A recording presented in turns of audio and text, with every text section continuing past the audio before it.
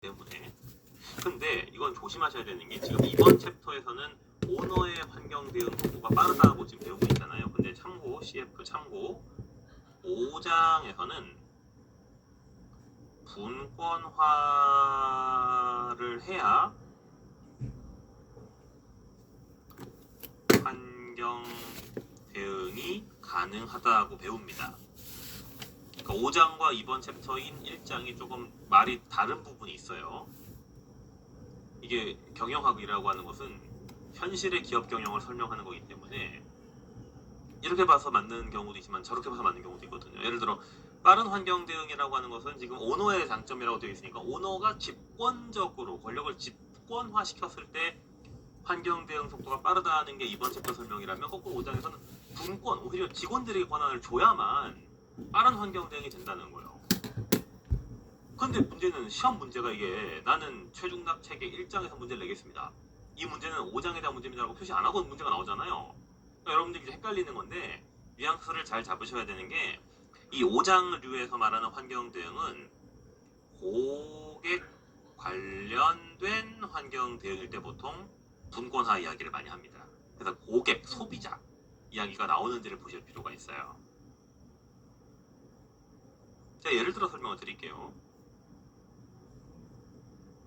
2020년 초에 그 코로나가 처음 시작됐을 때 그 우한 코로나라고 보통 이야기했잖아요. 중국 우한에서 시작해서 중국 우한에 우리나라 교민들이 있었고요. 그 교민 탈출 작전을 정부에서 이제 실행을 했습니다. 당시 문재인 정부에서 그 교민들을 탈출시켜야 되는데 너 가라 해가지고 대한항공을 보낸 거예요. 대한항공에 비행기가 투입돼가지고 근데 사실 아무도 안 가려고 했거든요. 코로나가 그때 막 그때 여러분 분위기 아시죠? 만지면 죽는 줄 알고 막 그때 그랬잖아요. 그러니까 막 걸리면 죽는다 이래가지고 우한 자체라는 도시에 안 가려고 했는데 승무원들을 습출해가지고 이제 그 대한항공 비행기를 보낸 거예요. 그때 대한항공 오너인 조원태 회장이 탑승을 했거든요. 직접 가겠다. 그거에 대해서 댓글이 되게 안 좋았었어요. 대한항공 오너 일가의 좀 이미지가 그 당시 안 좋았거든요. 막 땅콩도 던지고 몰빵도 던지고 이래가지고 막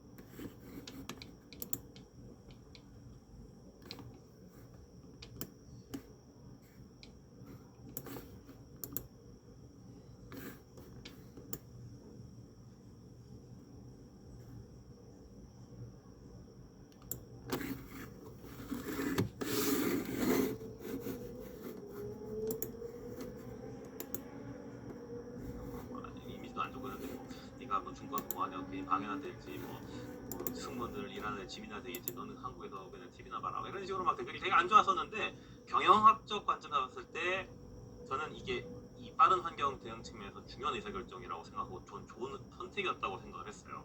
왜냐하면은 이 코로나 상황에서 애매한 게 뭐냐면은 그 당시 상황에서 한국 교민을 탑승을 시켜야 되는데 한 명이 확진이 되면 어떡하냐? 확진된 사람은 태워야 되냐 안 태워야 되냐? 또 본인은 확진되었지만 나는 비행기 안 탈 건데 우리 자식은 좀 태워달라. 우리 아들 딸은 한국으로 가서 좀 안전한 곳에 살게 하고 싶다. 근데 엄마가 코로나 확진됐는데 자식이 안 걸렸는지 안 걸렸는지 어떻게 알아? 이때 애매한 상황에서 이 판단을 직원들 보고 하라 그러면 안 되겠죠.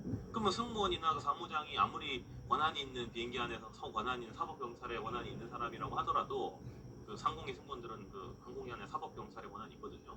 그렇다고 하더라도 최종적인 판단을 결국 회장이 해줘야 되는데 회장이 직접 타고 있으면 바로 물어볼 수 있잖아요. 회장님 저 태울까요? 말까요? 그럼 회장이 책임을 지면 되는 거니까.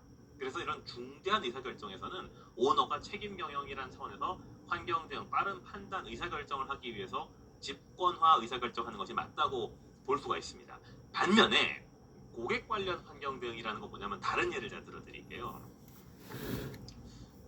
여러분이 책을 사러 서점에 갔는데 분명히 인터넷 재고도 어떤 특정한 책이 있다고 했고 서점에 가면 요새 그 책이 어디 꽂혀 있는지 조회해 볼 수 있는 컴퓨터가 다 있잖아요.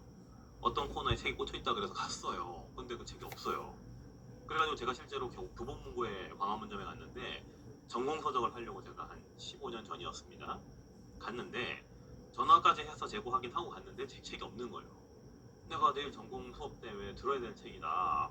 교보 광화문 본점에만 있다 그래서 내가 전화까지 하고 재고 확인까지 해서 당신이 전화 받지 않았냐 왔는데 책이 없는데 어떻게 된 거냐 그랬더니 아 미안한데 전산으로는 재고가 뜨는데 서점의 특성상 고객이 책을 읽어보다가 엉뚱한 데 꽂아 놔버리면은 우리가 그걸 찾을 수가 없다. 하루 밤새 작업을 해야 찾을 수가 있기 때문에 미안하지만 오늘은 집에 가시고 내일 내가 확실히 재고를 확보해 놓을 테니까 내일 다시 오시라고. 제가 막 안 된다 내일 당장 책을 써야 된다고. 당연히 나 왔는데 어떻게 하란 말이야. 막 제가 막 이렇게 막 진상짓을 하려고 하니까 그 직원이 나한테 어떻게 했었냐면은 쿠폰을 줄 테니까 내일 올 수 있겠냐고. 쿠폰이 얼마짜리인데 5,000원짜리를 준다는 거예요. 25년 전에 5,000원짜리 책값이 2만 원이었거든요. 5,000원짜리 쿠폰이면은 뭐 제가 내일 올게요. 이랬어요. 그랬더니 그 직원이 아니 근데 오늘 필요하시다면서요. 아니 생각해보니까 오늘 꼭 안 필요할 수도 있을 것 같아요. 그래서 제가 5,000원짜리 쿠폰을 받고 집에 갔는데 그때 제가 어떤 생각이 들었냐면 아니 교보문고는 직원한테 고객 클레임을 못마시킬 수 있는 5,000원 쿠폰 발행 권한이 있네? 이런 생각을 제가 갖게 됐어요. 고객이 클레임을 거는데 그때 죄송하지만 제가 본사의 승인을 받아야 되겠습니다. 결제를 좀 받고 갈게요. 만약에 이 고객 불만을 대응하는 과정에서 이 교보문고가 집권화된 조직이었다면 점장한테 허락을 받아야 될 거 아니에요.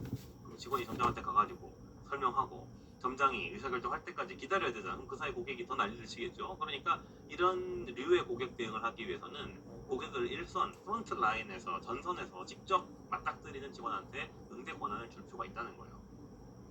아니, 미용사가 머리를 잘못 잘라가지고 직원이 잘못 잘라가지고 고객이 보상을 요구하는데 본사 대표랑 얘기 보고 결정하기가 말이 안 되는 거죠. 그 짝에서 바로 그냥 미안하다 하든지 뭐 무료로 해주겠다고 하든지 뭐 1회 무료권을 준다든지 해야 되는 거 아니에요? 그런 권한은 직원한테 바로 줘야 된다는 거예요. 어떤 의미인지 아시겠어요? 그러니까 상황에 따라서 의사결정을 빨리 해야 된다는 측면에서는 오너한테 권한이 집중되어 있어야 되는 게 맞는데 고객 응대 차원에서는 분권화가 맞다는 거죠. 그래서 선지를 보고 뉘앙스를 잘 보셔야 돼요. 이게 이제 중요한 의사결정을 한다는 의미라고 한다면 집권화돼야 되는 게 맞고요. 고객 대응을 해야 되는 판단을 한다라는 의미에서 대응, 환경 대응 또는 환경의 속도 이런 말이 나오면 그때는 분권화가 맞다. 이렇게 정리를 해주시면 되겠습니다. 5장 설명할 때 제가 다시 한번 그때 말씀을 드리겠습니다. 그 다음 소유 경영자의 특징으로는 소유와 경영이 분리가 되어 있다. 이건 아까도 많이 설명을 드렸던 것이고요. 그 다음 합리적 판단을 할 수 있다라는 말을 합니다. 거꾸로 말하면 오너는 합리적이지 않은 판단을 할 때가 있다는 거죠. 실제로 오너가 합리적이지 않은 판단을 할 때가 있어요. 말이 될까? 내 건데? 오너는 내 건데라는 인식 때문에 가끔 무리수를 둘 때가 있어요. 대표적인 사례가 지금 한국전력 부지입니다. 지금 삼성동 코엑스 맞은편에 옛날에 한전 본사가 있었습니다. 지금은 한전이 나주로 이전했습니다만 그 당시 한전 본사가 이제 나주로 이전하고 나서 그 공터 자리가 비었어요. 이게 정부 땅이었기 때문에 그 땅을 어떻게 개발할 건지를 박근혜 정부 시절에 그 기업들한테 입찰 제의를 했고 당시 삼성그룹이랑 현대자동차 그룹 두 개가 그 땅을 사겠다고 들어왔어요. 그래서 정부 입장에서는 최고가로 써낸 사람한테 낙찰을 해주겠다라고 했는데 당시 이제 정몽구 현대차그룹 회장님이 죽어도 재용이 이겨야 되겠다 이 심리가 있는 거예요. 재용이를 이기고 싶다. 그래서 이재용을 이겨야 된다. 그래서 삼성이 얼마를 써내는지 온갖 첩보를 동원해가지고 일단 알아내라 그랬어요. 그랬더니 직원들이 삼성이 3.5조 정도를 쓴다고 합니다. 그 당시 그 가격 땅 부지의 한국전력 부지가 삼성동에 있기 때문에 감정평가 부지 금액으로 한 2점 몇 조가 나왔다고 하더라고요. 그 금액보다 한 1조 더 붙어서 삼성그룹에서 한 3.5조 정도를 부른다고 합니다. 그래서 저희는 5조 정도를 부르면 안정적으로 입찰을 받을 수 있을 것 같다라고 직원들이 정몽구 현대차그룹 회장한테 보고를 했더니 정몽구 회장이 안 돼! 재영이가 뭔지 살지 모른다. 10조를 불러라. 그래가지고 10조를 써낸 거예요. 감정평가 금액 2점 몇 조인데 4배를 부른 거죠. 오너니까 그 지를 수가 있는 거. 내 거니까 내 돈 쓰겠다는데 10조를 불렀어요. 비합리적 의사결정이죠. 박근혜 대통령이 그걸 보고 오 퀵불 해가지고 이제 웬 떡이냐 해가지고 바로 현대차그룹한테 입찰을 시켜줬어요. 그리고 나서 이제 현대차그룹의 내부적으로 어떤 안 좋은 소문이 돌아나면 이제 현금이 없어질 거다. 10조라는 현금을 정부에 내야 되는데 아무리 현대차가 돈이 많아도 10조라는 돈은 엄청난 돈이거든요. 그래서 10조를 지불하고 나면은 승자의 저주에 빠질 것이다. 이제 재무구조가 악화될 것이다. 뭐 온갖 소문이 돌았는데 박근혜 대통령이 그 탄핵당하고 문재인 정부가 들어서면서 전국적인 부동산 광풍이 일어가지고 문재인 대통령 덕분에 그 땅값이 지금 얼마가 되냐면 20조가 넘었대요. 30조가 넘었다던가 그 정도로 많이 올랐대요 가격이. 그러니까 정몽구 회장이 10조 불렀는데 결과적으로 외생 변수로 인해서 가격이 오른 거죠. 결과적으로 지금은 좋은 의사결정이었습니다만 그 당시 만약 부동산 값이 안 올랐으면 문제가 될 수 있는 의사결정이었던 거죠. 오너 경영은 이렇게 좀 지르는 문제가 있기 때문에 비합리적일 수가 있다는 거예요. 따라서 전문가가 경영을 하게 되면 기업이 안정적으로 클 수가 있습니다. 조금 이제 판단을 꼼꼼하게 할 수 있다는 거죠. 그러나 치명적인 단점이 있는데 이 오너에 비해서 전문 경영인들은 임기가 정해져 있죠. 오너는 평생 내 거지만 전문 경영자들은 3, 4년 뒤에는 물러나야 되기 때문에 자기 임기 동안에만 잘하면 되지 않나 이런 생각을 하게 되어요. 그래서 단기적 시각을 갖게 된다는 것이 단점이라고 생각하시면 되겠습니다. 단점이라서 제가 밑줄만 색깔을 따로 한번 매겨봤어요. 그 다음 이 경영자를 계층에 따라 구별하는 경우도 있습니다. 보통 이게 뭐 조직을 피라미드로 이렇게 표현을 한다면 최고 경영자, 중간 경영자, 현장 관리자 이렇게 되어 있는데 통상 최고 경영자는 회사의 전체를 다 본다고 해서 전반, 영어로 그걸 제너럴이라고 합니다. 영어를 좀 적어주세요. 제너럴. 미국 군대 호칭상 장군을 제너럴이라고 하거든요. 장군은 전체를 다 관리한다는 거예요. 한 부대에 뭐 군수, 그다음 병참, 보급, 기술, 그다음에 전투 이런 각각의 분야를 따로 하는 것이 아니라 총괄을 해야만 장군이 된다. 이래가지고 이걸 제너럴이라고 부르는데 전체를 다 본다는 뜻입니다. 반면에 아래쪽 두 계층은 펑션이라고 불러요. 펑션. 특정한 기능을 담당한다는 거죠. 그래서 중간 관리자 이하의 사람들은 분야가 있잖아요. 인사팀장이면 인사관리, 재무팀장이면 재무관리 분야가 정해져 있다는 논리로 이해하시면 되겠습니다. 지금까지 경영자 역할에 대해서 설명을 드렸고 어떤 문제가 출제되는지 보겠습니다. 기준선지 보시죠. 기업이 대규모화되면서 경영의 문제가 복잡해지고 자본이 분산됨에 따라 이게 무슨 말이에요? 자본이 분산된다? 그러니까 소액 주주가 많아진다는 얘기죠. 소액 주주의 수가 늘어난다는 겁니다. 그러면은 이제 대주주 한두 명이 의사결정할 수가 없죠. 주식이 다 분산된다는 거니까. 그러니까 전문 경영자에게 맡겨야 된다는 겁니다. 두 번째 선지, 전문 경영자는 아까 말씀드린 대로 단기적 이익을 추구하는 건 맞지만 민주, 자율, 합리적 경영을 할 수가 있다. 이것도 맞는 말이 되겠죠. 다음 선지, 최고 경영층의 전반, 그러니까 제너럴을 관리하는 기능은 전체 경영을 위한 계획, 플랜, 조직, 오가나이즈, 통제, 컨트롤 뭐 이런 걸 다 한다는 거고 자세한 논리는 우리가 2장에서 배울 거예요. 이 계획, 조직, 통제가 뭐를 의미하는 건지는 2장에서 배울 겁니다. 틀린 선지 볼게요. 소유 경영자는 환경 변화에 빠르게 대응하기 어렵다 그랬어요.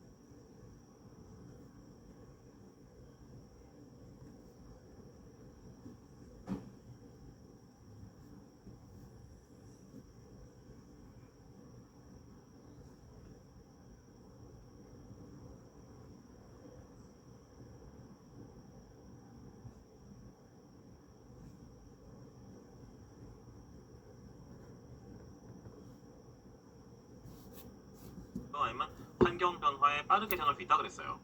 오너는 빠르게 대응할 수 있다 그랬죠. 어려우며가 아니라 쉽다라고 보셔야 되고요. 개인의 이해관계와 회사 이해관계의 혼용, 이거는 맞는 말이죠. 왜냐면 오너 내 거니까. 그래서 혁신이 어렵다는 말은 맞을 수 있는데 앞부분에 환경 변화 빠르게 대응하기 어렵다는 부분은 틀린 것으로 이해를 해주시면 되겠습니다. 다음 00년 마지막 선지 보시면 수탁 경영청은 최고 경영층으로부터 경영 기능을 위임받아 업무를 수행하는 까지는 맞는데, 제가 아까 수탁 경영자는 CEO를 다르게 부르는 거라고 했잖아요. 그 CEO는 최고 경영층이잖아요. 중간 경영자가 아니라. 그래서 틀린 선지가 됨을 알 수가 있겠습니다. 조금 깐깐한 문제들이 있기 때문에 이 정도 선지를 봐주시면 좋을 것 같습니다. 그 다음 괄호 2번 경영자의 자질과 역할, 이 부분이 또 자주 출제가 되는데요. 그 중에 카츠의 그림 동그라미 1번 이거 별표 쳐주시고 이 그림은 잘 기억을 해주실 것을 권해드려요. 좀 중요한 부분입니다.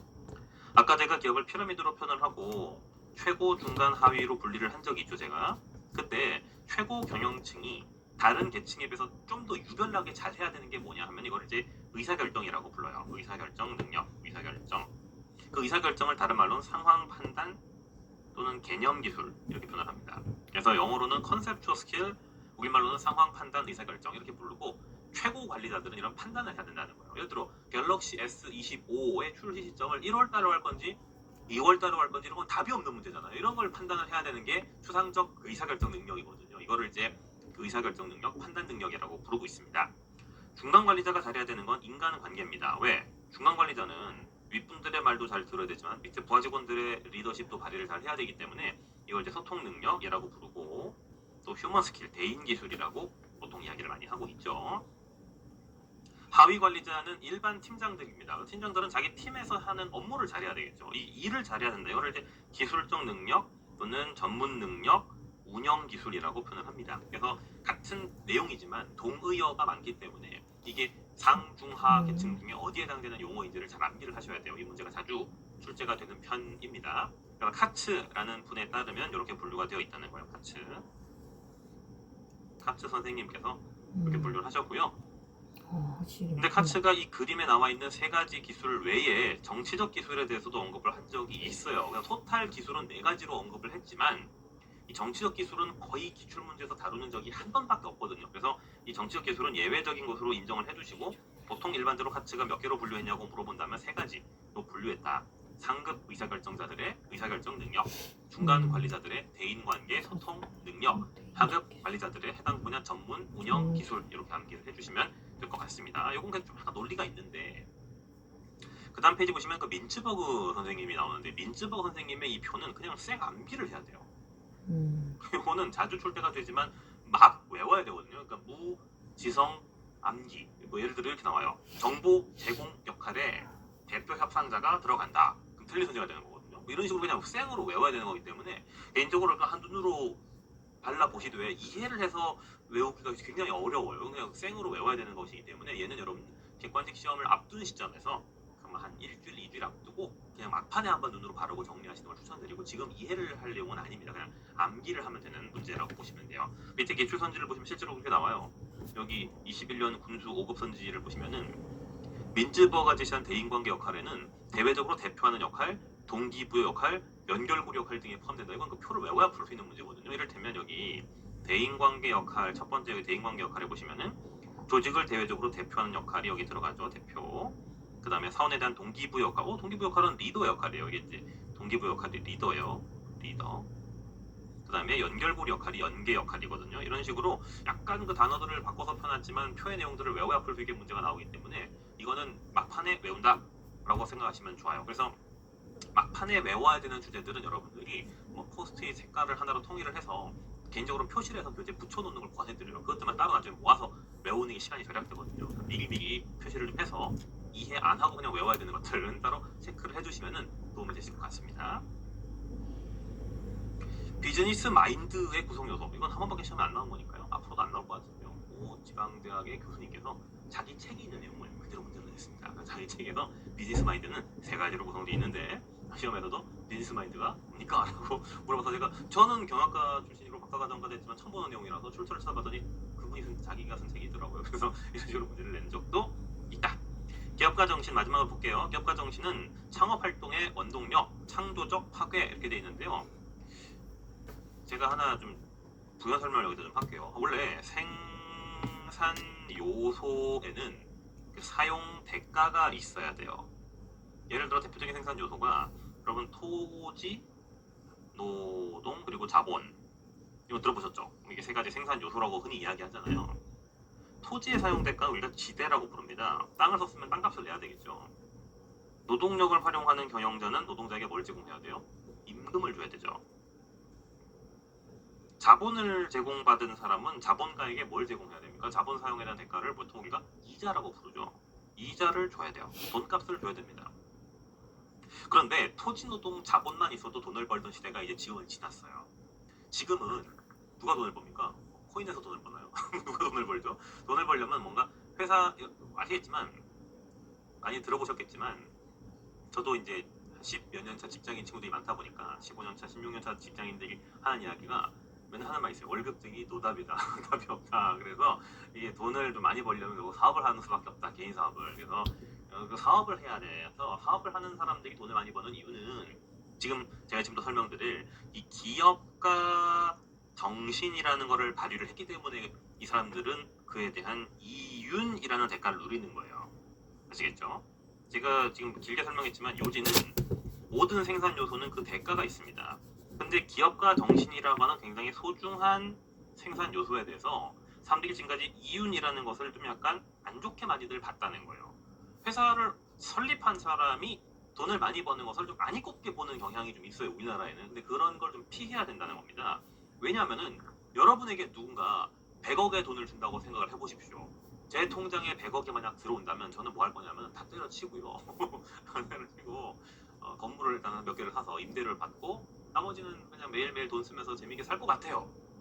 근데 굳이 돈을 가지고 회사를 차려서 대출을 받고 은행을 돌아다니면서 기업 승인을 법인 설립 심사를 받아가지고 구청 공무원들한테 안 좋은 소리를 들어가면서 주주를 모집을 해가지고 또 번잡하게 채용 면접을 봐가지고 직원을 뽑아서 사업을 운영해서 물건을 팔아서 바이어들한테 안 좋은 소리 들어가면서 고생해가지고 돈을 벌어서 사업을 영위하는 그 어떤 동기가 뭐냐. 그런 사람들이 가진 그 숭고한 창업의 동기, 쉽게 살 수 있는 길을 피하고 자본을 투하해서 새로운 돈을 벌려고 뭔가 이 창업을 하는 그 원천이 뭘까를 이 슌페터라는 사람이 고민을 하다가 이걸 기업가 정신이라고 부른 거예요.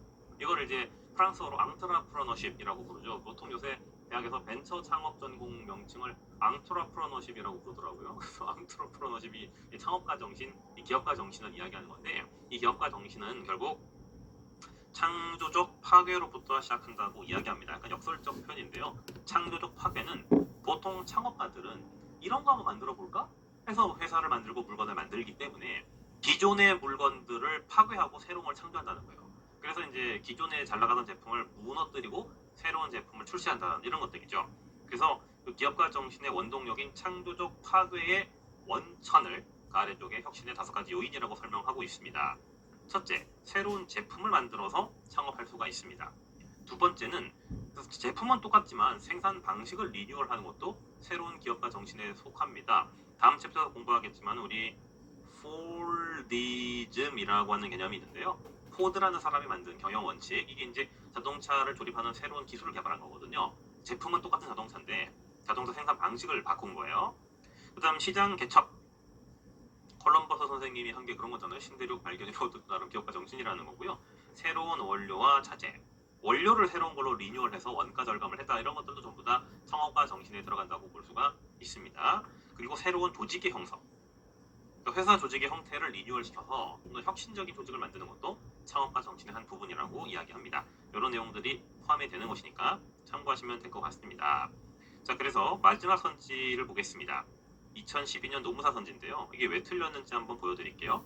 기업가 정신의 핵심 요소에는 비전의 제시 들어갈까요? 비전 제시 들어가겠죠. 새로운 꿈과 희망을 보여줘야 되니까. 창의성과 혁신 있어야 되겠죠. 성취 동기, 해보려는 동기 있어야 되고요. 도전 정신도 있어야 되는데 인맥 구축은 너무 좀 그죠? 인맥 구축은 필요하긴 한데 이걸 기업가 정신, 창업가 정신의 한 부분이라고 부르진 않습니다. 이거는 이제 뭐 당연히 사업을 하기 위해 필요한 내용이긴 하지만 인맥 구축이라고 하면 너무 좀 그렇잖아요. 상스럽다고 해야 되나? 너무 좀 세속적인 표현이잖아요. 그래서 요거 때문에 틀린 선지로 이해하시면 되겠습니다. 이렇게 해서 우리가 1장 경영학의 서론격에 해당되는 내용들을 마치고요. 저희는 이제 2장으로 들어갈게요. 2장은 경영학 이론의 역사를 설명하는 것이고요. 좀 내용이 많습니다. 그래서 이번 시간 다음 시간에 걸쳐서 이제 이번 챕터를 배울 거고요. 출제 비중은 매년 한 문제에서 많게 나오면 3문제까지 나오는 그런 챕터입니다. 그래서 교수님의 취향을 좀 타는 챕터예요. 작게 나올 수도 있고 깊게 나올 수도 있어서 범위를 종잡을 수가 없는 그런 챕터이기 때문에 최대한 꼼꼼하게 공부하는 필요가 있는 챕터가 2장이 되겠습니다. 이 그림을 보셔야 돼요. 16페이지를 보시면 여기 그림 하나가 있죠. 이 그림에 있는 이론들과 학자들의 이름을 우리가 이제 외워야 되는 거예요. 그래서 학자들의 이름을 어느 정도까지 외워야 되는가가 감이 안 잡히는 분들을 위해서 제가 목차 마지막 페이지에 보시면 여기 부록 학자 이름과 관련 용어 및 이론 내용 정리 QR코드를 넣어놨고요.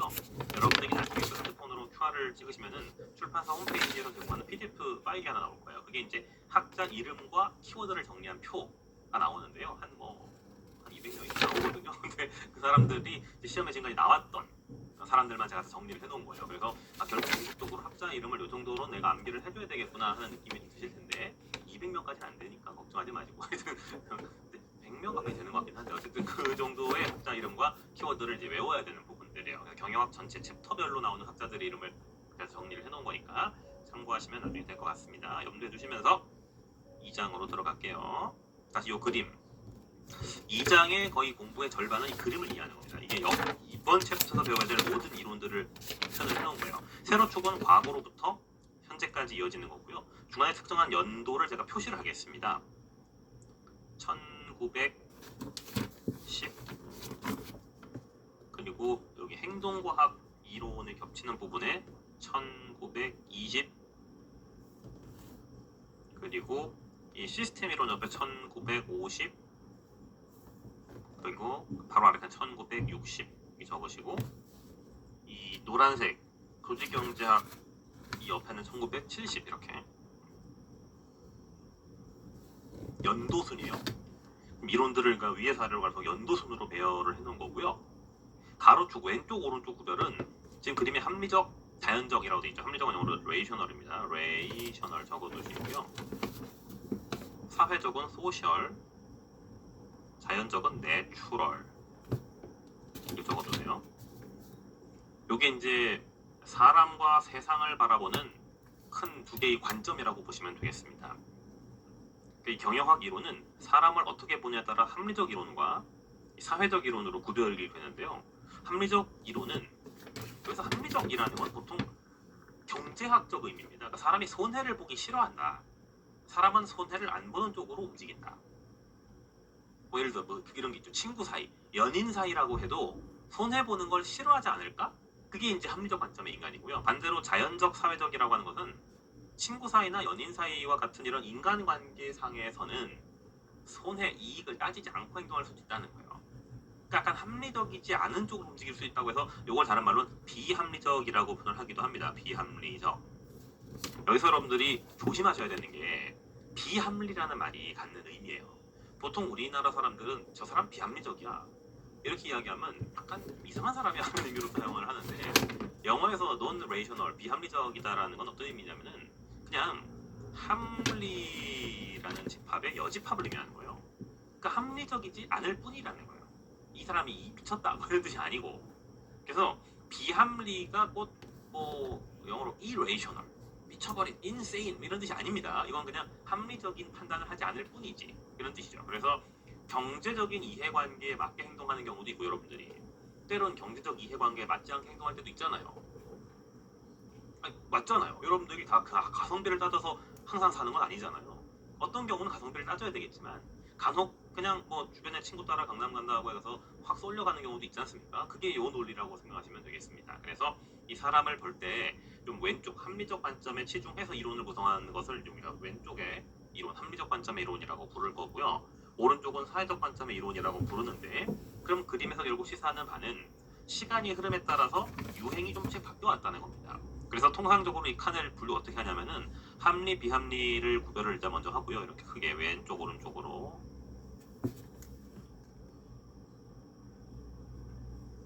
그 다음 1950년대를 중심으로 위아래로 한번 구별을 합니다. 이렇게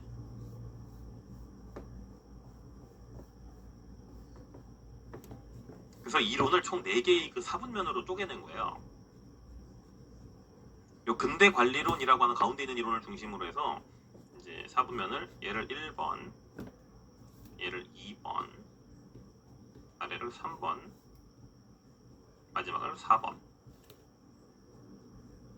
이렇게 부릅니다. 그래서 뭐 1사분면 또는 1상한, 2사분면, 2상한, 3사분면, 3상한, 4사분면, 4상한 이렇게 이제 부르는 거고요. 당연히 역사적인 발달 과정은 Z자 모양을 그리면서 발달되게 되어 있습니다.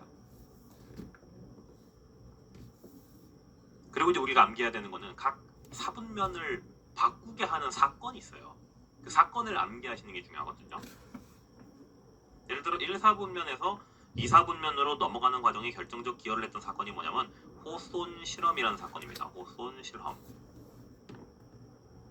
이게 1사분면을 2사분면으로 넘어가게 만든 거예요. 그리고 2사분면과 3사분면을 넘어가게 하는 사건은 세계대전입니다. 제2차 대전. 2차 세계대전이 여기 들어가고요. 그 마지막으로 3사분면에서 4사분면으로 넘어가는 사건은 석유파동. 영어로 오일 쇼크라고 하죠. 오일 쇼크. 이 사건이 시대적 배경이 되는 거예요. 오일 쇼크. 그래서 이 배경을 염두에 두시면서 이제 제가 하나씩 배경 설명을 드리고 각각의 이론들을 하나씩 들여다보겠습니다. 일단 초창기 이론들을 그냥 고전 이론이라고 부를 거고요. 이때는 사람은 합리적이다, 경제적으로 손해를 보지 않는다 라는 관점을 가지고 이론을 전개합니다. 그래서 뭐 관료제, 과학적 관리, 일반 관리, 포디즘 다 전부 다 사람은 기본적으로 계산, 경제적인 이해관계를 따져가면서 손해가 가는 건 하지 않고 금전적인 이익이 갈 때만 일을 하려고 하는 사람이다 라고 보는 거예요. 그러면 이 관점을 가지고 경영학을 펼쳐오기 때문에 조직에서 구성원들 동기부여는 다 뭘로 하는 거예요? 돈으로 동기부여를 하는 겁니다. 인센티브를 강조하고 인센티브가 없으면 사람은 일하지 않는다. 그래서 철저하게 사람을 관리하고 통제, 감시해야 된다는 관점의 이론들이 1사분면 이론이에요. 그런데 호손 실험이라는 걸 좀 이따 설명드리겠지만 결국 감시와 통제 그리고 인센티브가 안 먹힐 때가 있다는 걸 알게 되어요. 그래서 그거 안 먹히면 어떡하지? 돈으로도 움직이지 않네? 그럼 어떻게 해야 되느냐? 뭔가 인간관계, 사람 간의 관계를 고려해서 심리적인 측면으로 사람의 동기를 유발해야 된다라는 걸 연구하게 된 것입니다. 그러다가 심리도 좋고 뭐 인간관계도 좋은데 전쟁을 하다 보니까 사람들이 다시 합리적으로 돌아가게 되는 거예요. 전쟁이라고 하는 건 최적화 게임이잖아요. 미사일을 쏠 때 포병으로 근무해 보신 분들은 아시겠지만 이 궤적이 있지 않습니까? 이게 포를 쐈을 때 날아가는 궤적이 있잖아요. 좀 더 날아가면 좋겠는데 마음속으로 기도하고 빈다고 더 날아갑니까?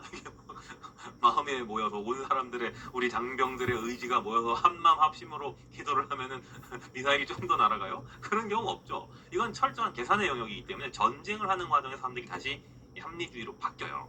계산주의로 바뀌어요. 그래서 이제 철저하게 합리와 계산 논리로 돌아가고 이때 마침 전쟁이 마침 종전이 되니까 50년대 이후부터 사람들이 소위 번영기를 누리게 되면서 역시 합리주의가 맞다 라는 생각을 하게 됩니다. 이때 그 합리주의를 상징하는 대표적인 경제학적 그래프가 있는데 그게 필립스 곡선이라는 거예요. 혹시 중고등학교 때 들어보신 분이 계실 것 같은데 필립스 곡선은 뭐냐면은 물가와 실업은 반대로 움직인다는 거거든요. 근데 이제 실업률과 이건 뭐 우리 경영학 이건 아니지만 참고로 들으세요. 물가 상승률은 이게 반비례한다는 거예요. 무슨 말이냐면은 물가가 상승한다는 것은 경기가 좋다는 거기 때문에 실업이 준다는 거고요. 반대로 경기가 침체가 되어서 실업이 증가하면은 경기가 침체되니까 물가는 다운된다는 거예요. 그러니까 물가나 실업이나 두 마리 토끼 중에 동시에 둘 다를 잡을 수는 없지만 둘 중에 하나는 합리적 예측으로 해결할 수가 있다는 거예요. 실업률이 증가한다. 경기 침체기니까 물가는 잡히겠구나. 반대로 물가가 상승하네. 그럼 어쨌든 물가는 비싸져서 서민들이 불편함을 겪겠지만 실업이 줄어드니까 그만큼 불만이 상쇄화되겠지. 뭐 이런 걸 토대로 정치인들은 집권 전략을 짜고 경제인들도 채용 계획이라든지 물건 생산 계획 같은 걸 다 짰다는 거예요. 합리적인 사고 예측이 먹히던 시절이니까. 그런데 그 예측이 안 되기 시작하는 게 오일 쇼크예요. 석유 파동이라고 하는 것은 1970년대 중반에 그 석유값이 전 세계적으로 폭등을 하기 시작하는 시기가 있거든요. 그때 그 중동 국가들이 석유 수출국이고 오페크라는 걸 만들면서 이제 석유값을 통제하기 시작하는데 그러면 한번 로직을 들어보세요. 듣기만 하시면 돼요. 기름값이 올라요. 그럼 공장을 돌릴 수 있어요? 못 돌려요? 못 돌리죠? 자, 그냥 기름값이 올라서 공장을 못 돌려요. 그럼 뭐 물건이 만들어져요? 안 만들어져요? 안 만들어지죠? 물건이 부족해지겠죠? 물가가 올라요 안 올라요? 오르겠죠. 네. 근데 공장이 안 돌아가니까 실업도 증가하죠. 그러니까 이제 실업과 물가가 동시에 증가해버리는 이렇게 되는 거예요. 이걸 이제 스태그플레이션이라고 하거든요. 경기 침체와 물가 상승이 동시에 일어나는 희한한 현상. 그래가지고 이게 이제 70년대부터 경제 전반에 퍼지면서 예측이 안 되기 시작하는 거예요. 물가가 오르면 실업이 줄어야 되는데 실업이 더 증가하네? 예측 프로그램이 망가져 버린 거죠. 그러니까 이제 이때부터는 경제학적으로 합리적인 예측과 이상적인 관측이 안 되기 시작하는 거니까 극도의 불안감에 사로잡히게 됩니다. 그래서 이 마지막 시기가 되면은 일종의 그 불안, 공황 이런 경제적 상태 속에서 기업들은 생존 그 자체에 집중하게 됩니다. 일단 망하지 않아야 된다. 망하지 않으려면 어떻게 해야 돼요? 기업이 안 망하는 방법 여러 가지가 있습니다. 소비자의 선택을 계속 받는, 열심히 노력해서 좋은 제품과 서비스를 만드는 거죠. 강사가 수강생들의 선택을 받으려면 좋은 컨텐츠와 문제 예측력이 높은 교재로 수험생들 합격에 도움을 줘야만 강사가 선택을 받겠죠. 근데 한국은 이상한 사람인데 교재도 그리고 강의도 그린데 계속 강의를 하는 사람이 있어요. 왜 강의를 하죠? 원장님 친구라서 뭐 이런 사람들이 있다는 거예요. 그러면은 이거는 바로 정치적 문제가 되는 거죠. 그래서 생존 그 자체는 소비자의 선택도 중요하지만 정치적 권력도 중요하다는 걸 알게 됩니다. 그래서 이 마지막 4사분면 시기에 이 이론들의 공통점은 다 합리적인 방식으로 설명이 안 되는 이상한 현상을 설명하는 이론들이라고 생각하시면 되겠습니다. 아시겠죠? 이걸 염두에 두고 이제 우리가 각각의 세부적인 이론들을 살펴보도록 하겠습니다. 하나씩 살펴볼 거고요. 이론도 뭐 출제 비중이라는 게 있잖아요. 출제 비중이 제일 높은 이론들 먼저 표시를 해드릴게요. 과학적 관리론이 제일 중요합니다. 과학적 관리론이 전체 출제 지문의 40% 정도를 차지합니다. 이번 챕터에서 나오는 굉장히 중요한 챕터라고 보시면 되고, 두 번째로 많이 출제가 되는 게 인간관계론입니다. 그래서 과학적 관리론이랑 인간관계론을 합치면 대략 한 60% 정도가 출제가 되어버립니다. 반이 좀 넘어요. 10년 전까지는 70%였어요. 이 두 개 이론만 거의 공부하면 되는 수준이었는데 최근에는 좀 교수님들이 난이도를 높이면서 분산시키고 있어가지고 이론들이 좀 다자란 이론들도 많이 나오고 있습니다. 하여튼 이 두 개 이론이 제일 중요하다는 건 염두에 두시면 좋겠고요. 세 번째로는 시스템 이론. 이게 중요하고요. 이 정도로 내용을 정리하면서 이제 이론들을 하나씩 들여다 보겠습니다. 고전 이론을 보겠어요. 고전 이론은 제가 아까 테일러의 과학적 관리론, 페이올의 일반 관리론, 베버의 관료제론, 포디즘 이렇게 네 가지가 있다고 말씀을 드렸는데 이 네 가지 이론들은 각각 그 이론을 만든 학자가 미국 사람이냐 아니면 유럽 사람이냐에 따라서 그게 거시적 관점 이론과 미시적 관점 이론으로 분류할 수가 있어요. 보통 미국 사람들의 이론을 우리는 미시적 이론이라고 부르고 종업원 한 명 한 명에 집중하는 이론이라고 합니다. 반면 유럽 사람들이 만든 이론을 거시적이다라고 부르고요. 이 사람들의 이론은 주로 회사 전체의 시스템에 집중하는 이론이라고 생각하시면 되겠어요. 염두에 두면서 이제 하나씩 내용을 보겠습니다. 먼저 17페이지 관료제부터 시작하죠.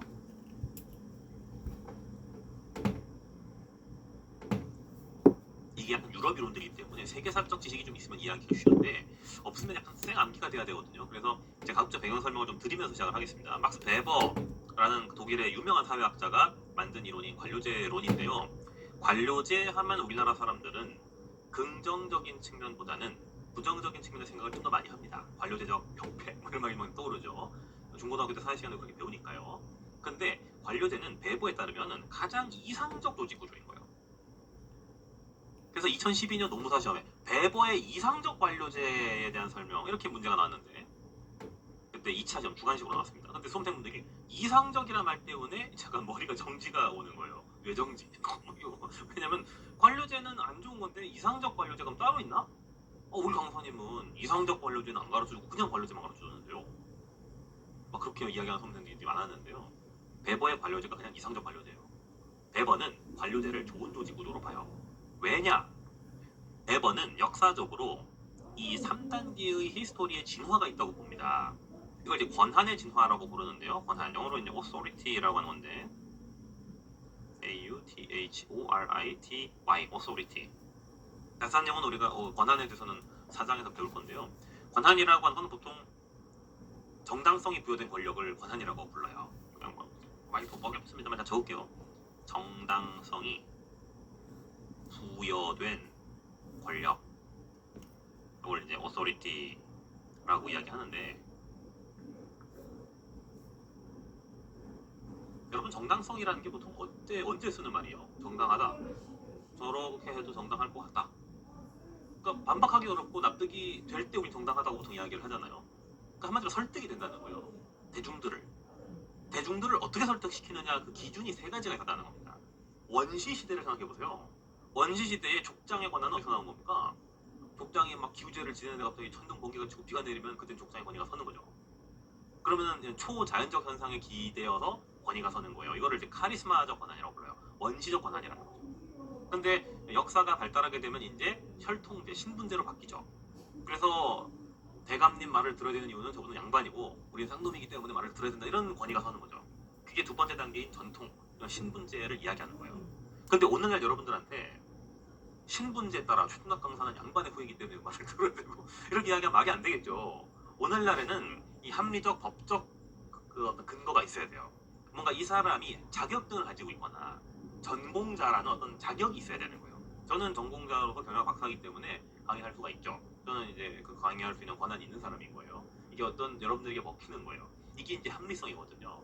그러니까 사회가 발달함에 따라서 합리성의 근거를 둬야 된다는 쪽으로 발달하게 되는데, 이 합리적 법적인 측면의 권한, 어소리티를 가장 강조하는 사회 구조가 관료제라는 겁니다. 예를 들어서 우리 중고등학교 때 역사 시간에 그런 거 배우잖아요. 한국사 시간에 고려는 문벌 귀족 사회라고 배우고 조선은 양반 관료 사회라고 부르는데, 고려는 그 중세 사회라고 부르죠. 근데 조선을 근세나 근대라고 부르는 이유가 뭐였어요?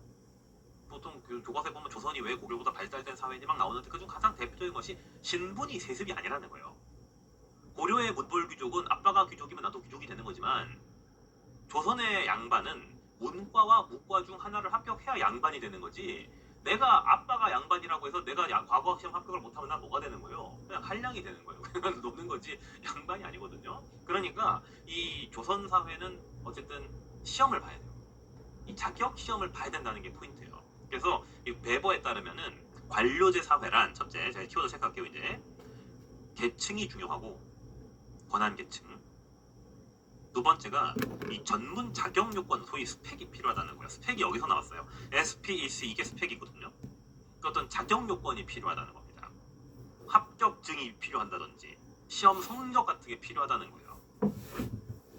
그리고 전문화된 시험에서 통과된 사람들이기 때문에 당연히 분업을 강조하겠죠. 자기 전문 분야에서 근무를 하게 되는 겁니다. 규칙이 강조되죠. 규칙과 절차가 강조되고요. 방금 제가 시험을 봐야 된다고 그랬잖아요. 그러니까 능력주인 거죠.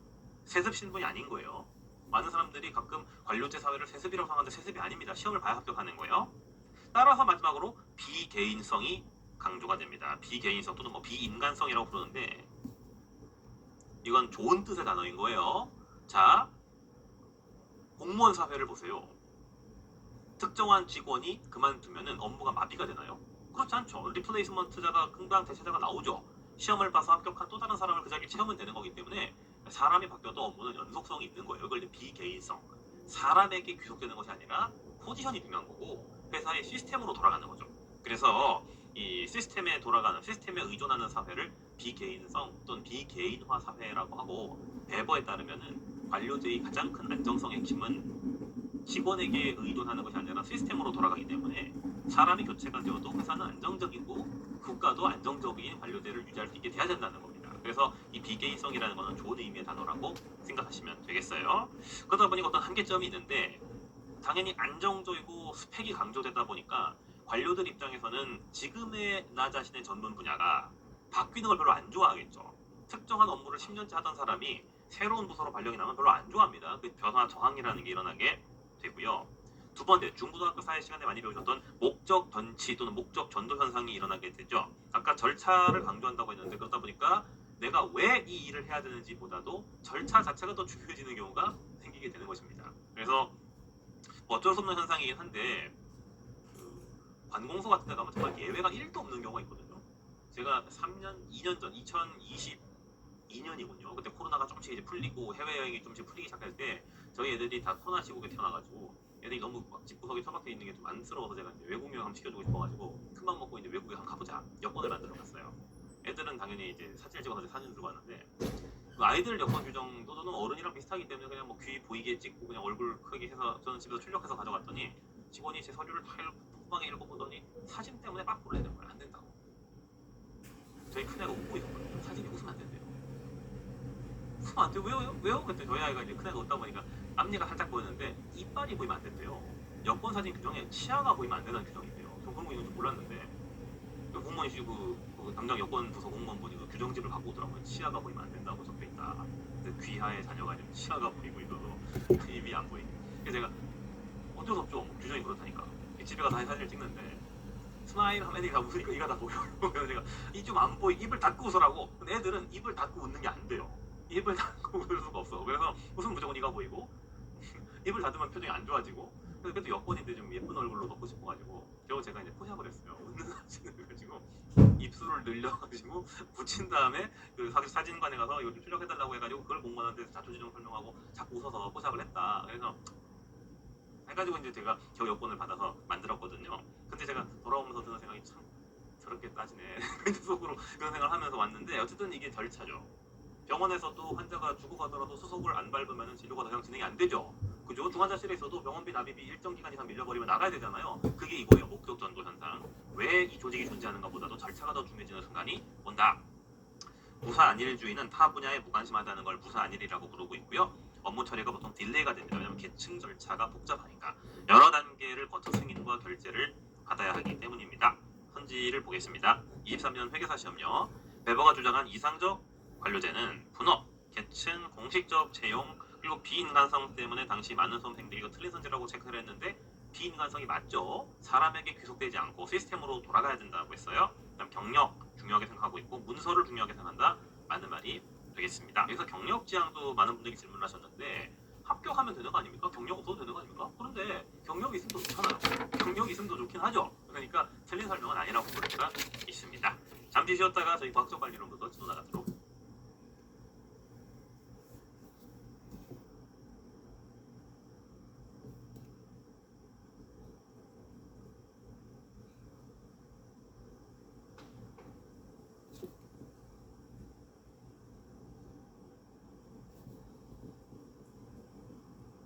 이상적인 관료제.